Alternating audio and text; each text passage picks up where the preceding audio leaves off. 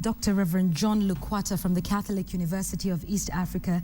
This is extraordinary, obviously, for the reasons that Rita Tinina has mentioned in her story, but also perhaps maybe a lot of people do not understand the process of canonization, and hence why this is so extraordinary. Tell us about that.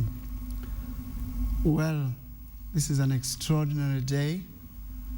We want to use the words of Psalm 118 that says, "This is the day the Lord has made. Let us all be glad and rejoice in it." The process has an initial step that is called declaration of somebody to be a servant of God, just like Cardinal Otunga is at the moment. And there are two intermediate steps: becoming a venerable, and then being beatified, becoming blessed. And then the final step is the canonization itself. Okay, and this process takes quite a while, doesn't it? It does. How long does it take? The minimum would be 5 years after somebody's death. Okay. But for John Paul II, it has been very, very short. Okay.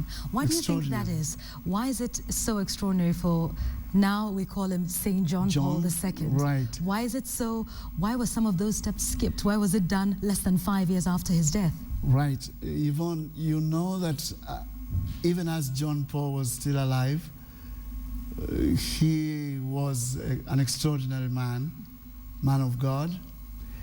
You remember at the time of his death, people are holding banners saying, "Santo subito," that means declare him a saint right now.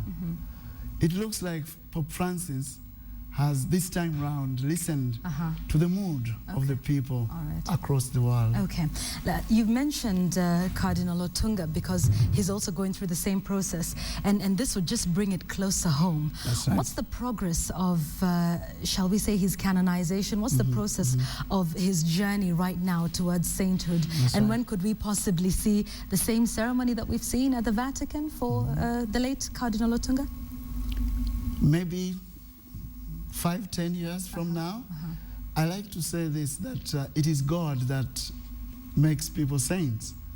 We are created in the image of God, and it is God that makes us saints. However, canonization just means that a person is declared to be a heroic example of the values of the gospel, and that he can be emulated.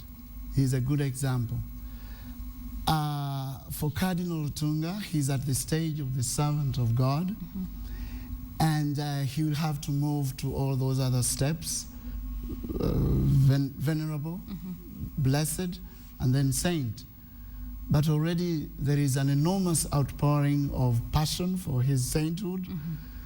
The church here is very, very hopeful, and people are hoping against hope that that comes sooner rather than later, and hopefully in many of our lifetimes for Kenyans to be able to witness what we just witnessed today. He lived the process would be the same, though, wouldn't it? It would. We would actually see this happening at the Vatican as it did today? For canonization, it is a universal event, and therefore it has to be done at the Vatican. Okay, quite the same. He was a very simple man. He lived the virtue of humility, love and peace, solidarity with the poor, and so on. And so we will hope to see the same thing happening for him. Congratulations again, I think, not just to yourself, but to the Catholic faithful who are celebrating this as a very auspicious occasion.